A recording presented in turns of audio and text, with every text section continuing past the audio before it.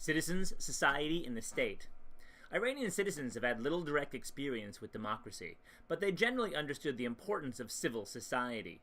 Until the Pahlavi Shahs of the 20th century, the authoritarian rulers had very little power to reach into citizens' everyday lives. Local officials were a presence, to be sure, and religious law, Sharia, set strict rules for behavior. The democratic experiment after the Constitution of 1906 created an elected legislature, the Majlis.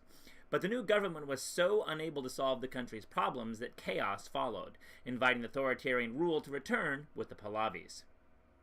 Cleavages. Major divisions in Iranian society are based on religion. Almost 90% of all Iranians are Shia Muslims, but almost 10% are Sunni, and 1% are a combination of Jews, Christians, Zoroastrian, and Baha'i. Although the Constitution recognizes religious minorities and guarantees their basic rights, many religious minorities have left the country since the founding of the Republic in 1979.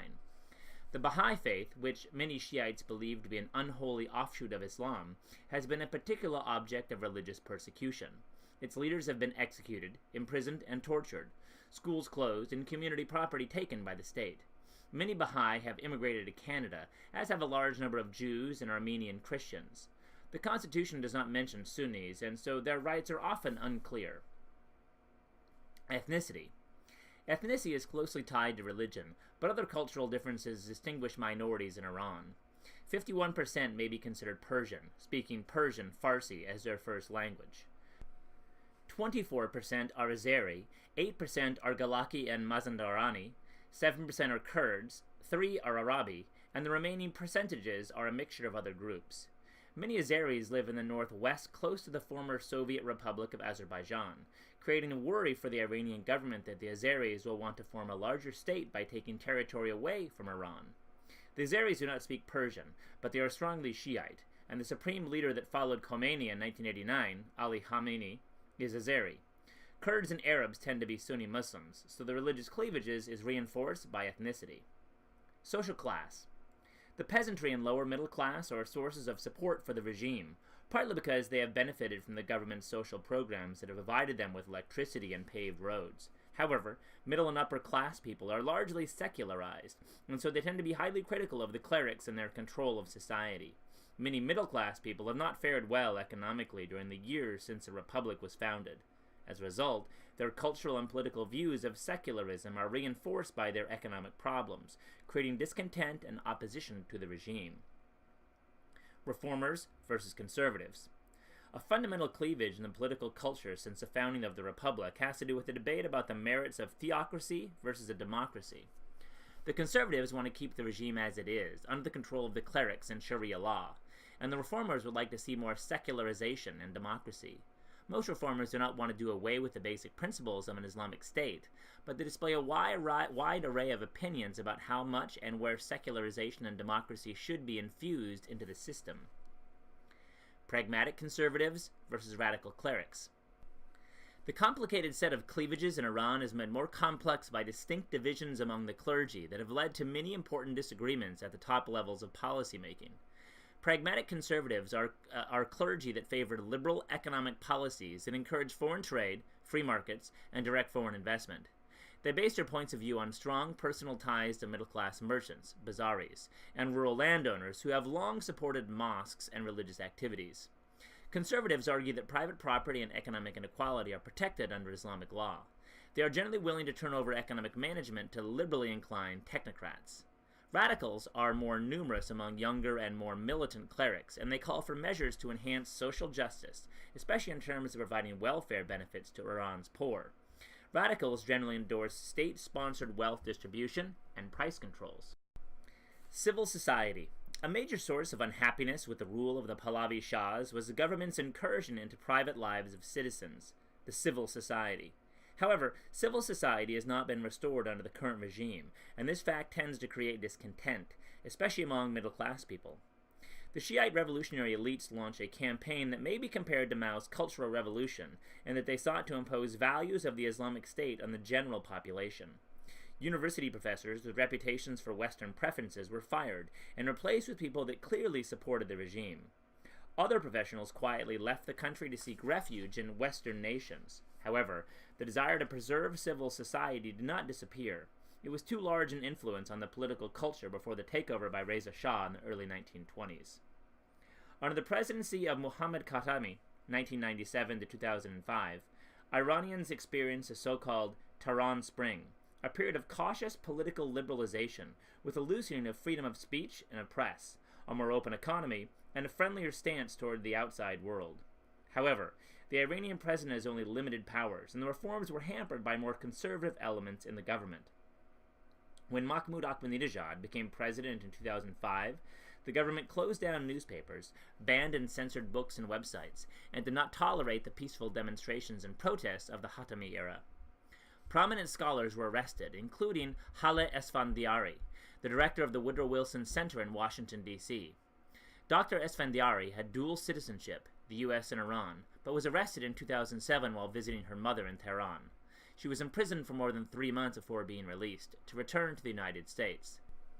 After the election of 2009, the government, out of a fear of a backlash, did not arrest the liberal candidates who officially lost the election, but their political activities were limited to putting out statements on their websites. Less visible opposition figures were arrested, including 3 reform-minded journalists, 4 opposition politicians, and an economist who criticized some of Ahmadinejad's programs. In January 2011, Nasrin Sotoudeh, a human rights lawyer, was jailed for 11 years, and filmmakers around the world protested the 6-year sentence imposed in 2011 on Jafar Panahi, a dissident Iranian director. One indication that civil society is alive and well in Iran may be found among Iran's growing number of young people. Demographically, the young have grown in proportion to old at a very dramatic rates, partly because of the Republic's encouragement of large families during the first years after it was founded. Many are the sons and daughters of disillusioned middle-class professionals, and they appear to be very attracted to Western popular culture: music, dress, cars, and computers. The regime under Khatami showed some signs of tolerating this behavior, but under Ahmadinejad there was a crackdown against Western dress, with arrests of women who show too much hair under their headscarves or wear makeup. Political participation. Despite the fact that guarantees for civil liberties and rights were written into the 1979 Constitution, the Islamic Republic from the beginning closed down newspapers, labor unions, private organizations, and political parties. Due process principles were ignored as many were imprisoned without trials. Political reformers were executed and others fled the country. The regime also banned demonstrations and public meetings. Protests and demonstrations. The Republic's actions against public demonstrations did not curtail them, particularly on college campuses. In 1999, protests erupted in universities all across the country when the government shut down a reformist newspaper. In late 2002, similar demonstrations broke out among students when the courts ruled a death sentence for a reformist academic. In Iran in the summer of 2003, student demonstrations escalated into mass protests over the privatization of the university system. The protesters called for the overthrow and even death of Iran's religious and political leaders. Thousands were arrested during 4 days of protests in June. Because more than half of Iranians alive today have been born since the revolution of 1979, these youthful protesters may be a force for change in the future. Factory workers also tend to participate in rallies against the government. Their concerns are high unemployment rates, low wages, and unsatisfactory labor laws. Since Ahmadinejad became president in 2005, the government has renewed its crackdown on protests and demonstrations. For example, in January 2007, security forces attacked striking bus drivers in Tehran and arrested hundreds of them. 2 months later, police beat hundreds of men and women who had assembled to commemorate International Women's Day. Most remarkably, the days of protest that followed the presidential election of 2009 demonstrate the Iranian capacity to react strongly to repressive government. When the election results were announced, supporters of opposition candidates to President Ahmadinejad cried foul, and the biggest popular upheaval since the 1979 revolution began. The announcement that Ahmadinejad had won, with 63% of the vote against 34% for Mir Hossein Mousavi, caused the opposition candidate to call for the elections to be annulled, and people on both sides of the issue poured out into the streets. Demonstrations and rallies continued for several days, and the government arrested many protesters, including some top leaders of the opposition. The government sent tens of thousands of Revolutionary Guards and voluntary militiamen, known as the Basij, to disperse the crowds, and violence followed.